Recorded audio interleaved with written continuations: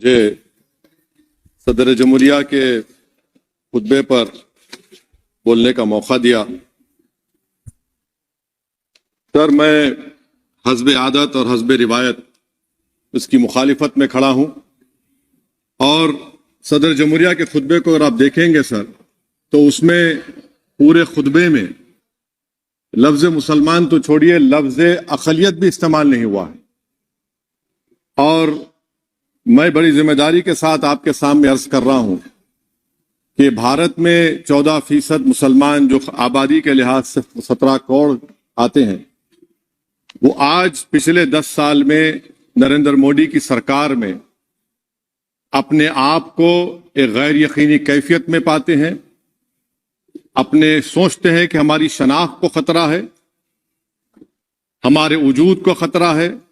और मैं बड़ी जिम्मेदारी के साथ कह रहा हूं कि जज्बात में लाए बगैर कह रहा हूं कि आज 17 करोड़ मुसलमान अपने आप को ऐसा समझते हैं कि जिस जमाने में हिटलर के जमाने में यहूदी अपने आप को समझते थे। और उसकी मैं बताता हूं क्यों समझते हैं, बताता हूं आपको चंद मिनट में। सर, मिसाल के तौर पर आप देखिए खुतबे सदारत के हिस्से तहरीर का 32वां पैराग्राफ, 32 पैराग्राफ में ड्रॉप आउट रेट का जिक्र हुआ, स्कूलों में इंदराज यानी एनरोलमेंट का जिक्र हुआ, एससीज का नाम लिया गया, एसटीज का नाम लिया गया, ओबीसीज का नाम लिया गया, लफ्ज अक़लियत का नाम नहीं लिया गया, मुसलमान तो छोड़िए। और सबसे ज्यादा ड्रॉप आउट इस मुल्क में अगर स्कूलों में है तो मुसलमानों में है।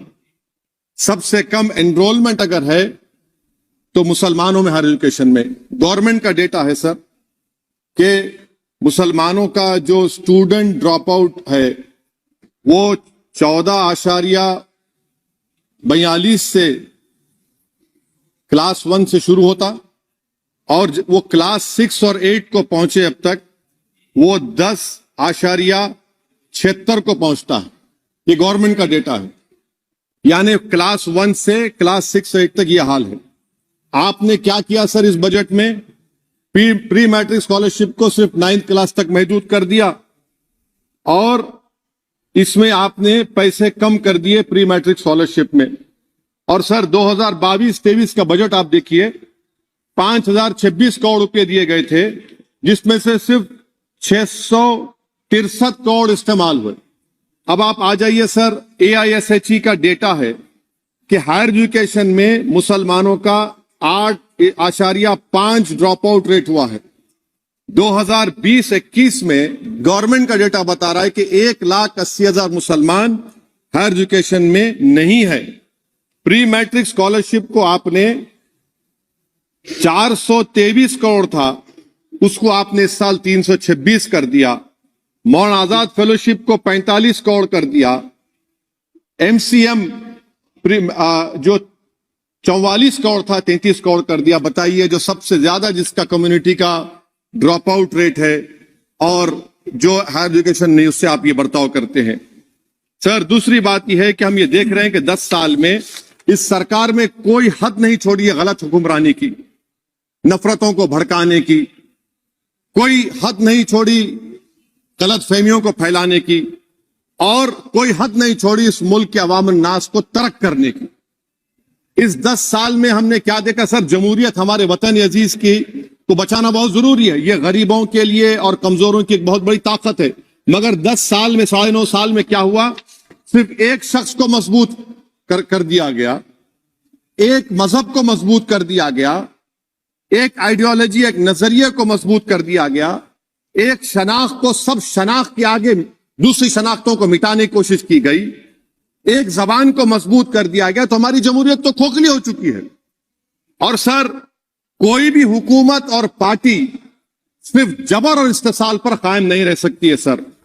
दूसरा पॉइंट सर जो मैं आपके सामने अर्ज करना चाह रहा हूं, CAA के कानून के ताल्लुक से मरकजी एक वजीर ने अखबार में बयान दिया कि हम 8 दिन में करने वाले हैं।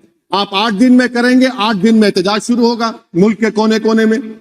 आप CAA को मजहब से खत्म कर दीजिए, मजहब से जोड़ेंगे तो आपका इरादा बुरा है। आप भारत की अक़लियतों को, भारत के मुसलमानों को, दलितों को आप परेशान करने का आपका इरादा है।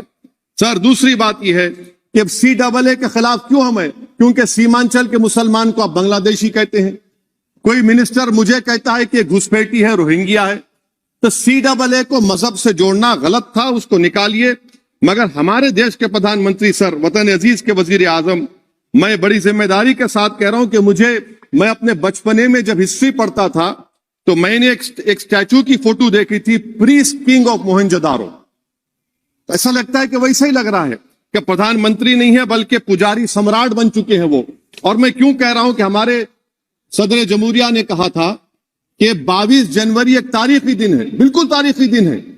22 जनवरी की बुनियाद 6 दिसंबर 92 को रखी गई।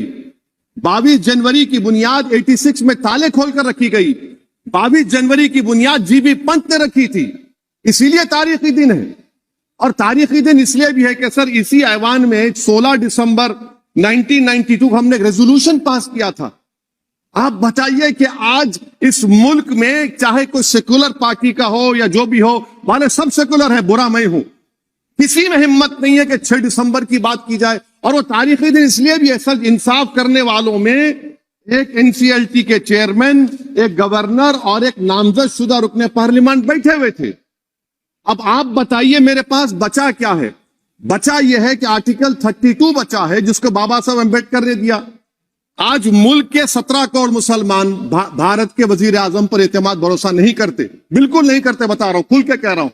अगर आप आर्टिकल 32 का ड्यू प्रोसेस ही खत्म कर देंगे तो फिर मेरे पास क्या बचेगा सर? क्या बचेगा? मैं तो यहां खड़े होकर वो सुप्रीम कोर्ट के मायानाज बेबाक वकील दुष्यंत दवे की तरह तो नहीं कह सकता।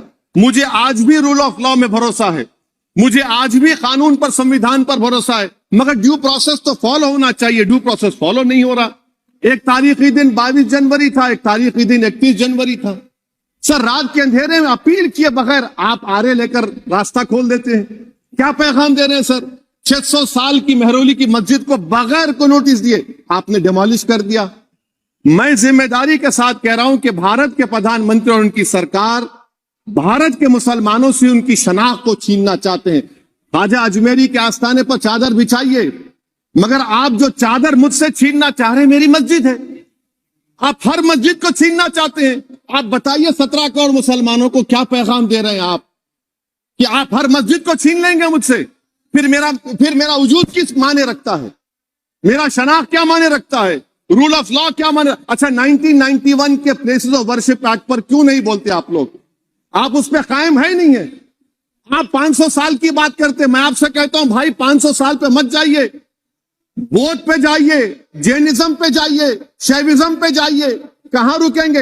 अरे इस देश को आजादी मिली 47 में, संविधान मिला हमको बाबा साहब अम्बेडकर का बराबरी का। उससे पहले तो राजा रजवाड़े थे, जमहूरियत नहीं थी, लोकतंत्र नहीं था, मगर आप उसको उस बारे में लेके जाते। अरे 500 साल आगे क्या होगा बताइए? आप किसी एक सिविलाइजेशन, सर अंग्रेजी में किसी ने कहा था, civilisation can not be rewritten by hatred, history can not be corrected by demolition. आप ये नहीं कर सकते। और मैं उम्मीद करता हूं कि जब मौर्ख तारीख लिखेगा, नरेंद्र मोदी इस मुल्क में तारीख लिखना चाहते हैं। क्या तारीख लिखना चाहते हैं? कि मैंने इस देश को, गांधी अंबेडकर के देश को मैंने हिंदू राष्ट्र बना दिया। मैं उम्मीद करता हूं कि हमारे भारत के हमारे हिंदू भाई देश के प्रधानमंत्री की सोच को नाकाम करेंगे। उन पर है, अब देखते हैं क्या होता है। सर नेबरहुड फर्स्ट की पॉलिसी है। नेबरहुड फर्स्ट क्या हो रहा है सर? हम सोशल मीडिया के जरिए फॉरेन पॉलिसी चला रहे हैं। मालदीव छोटा मुल्क, वो हमको आंख दिखा रहा है, चीन की गोद में बैठ गया। हमारे लद्दाख में हमारे जो लोग जानवर को लेकर घास चराए जाते, वहां पर चीन की आर्मी आके रोक रही। बताइए, बांग्लादेश चीन की गोद में बैठा हुआ है। आप गैलेंट्री अवार्ड दे रहे हैं, क्यों दे रहे हैं? कि चीन बैठा हुआ है। तो आपका बफर जोन गया कहां भाई साहब? आपका बफर जोन तो कहां गया नहीं मालूम, गायब हो गया बफर जोन। और दूसरी बात सर, आप ये भी देख लीजिए कि यहां पर मैं आपको इंपॉर्टेंट पॉइंट ये बताना चाह रहा हूं सर। ये हम बोलते हैं India middle east economic corridor, कितना पैसा है बताइए? वो नहीं बताया जाता। अच्छा सर, सबसे तकलीफ दे बात मेरे लिए है कि भारत ने यूनेस्को का इलेक्शन पाकिस्तान से हार गया। हम पाकिस्तान से हार गए, ये आपकी फॉरेन पॉलिसी है। यूनेस्को का इलेक्शन हम पाकिस्तान से हार गए। अच्छा, मामला इजराइल का, फलस्तीन का, गाजा का आया, अक्टूबर में 10,000 लोग मर गए, हमने यूएन में सीज फायर की तायीद नहीं की। दिसंबर आया, 20,000 मर गए, तो हमने तायीद कर दी। क्यों तायीद की? क्योंकि ग्लोबल साउथ को हमको फॉलो करना पड़ रहा।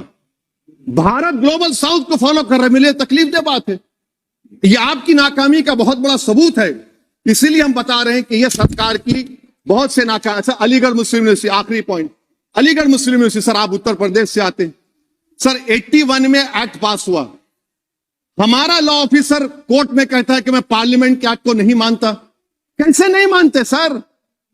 क्या नरेंद्र मोदी ने पार्लियामेंट को नॉमिनेट किया या पार्लियामेंट ने नरेंद्र मोदी को प्रधानमंत्री बनाया? बताइए। 81 के एक्ट को नहीं मानते। सर, 2 ही तो सेंट्रल यूनिवर्सिटी है मुसलमानों के। 1,80,000 आप ही के सरकार के दौर में मुसलमान हायर एजुकेशन निकल गए। आप अलीगढ़ मुस्लिम से छीनना चाह रहे हैं। Theory of separation of powers में एग्जीक्यूटिव हमको डिक्टेट करेगा। मेरी आवाज तो पार्लियामेंट है, अब मेरी आवाज के खिलाफ एग्जीक्यूटिव सुप्रीम कोर्ट में बोलता है। अलीगढ़ मुस्लिम यूनिवर्सिटी से इतनी नफरत क्यों है आपको? वहां पर तो हिंदू भाई भी पढ़ते हैं। सर, ये अलीगढ़ मुस्लिम यूनिवर्सिटी का मामला है सर।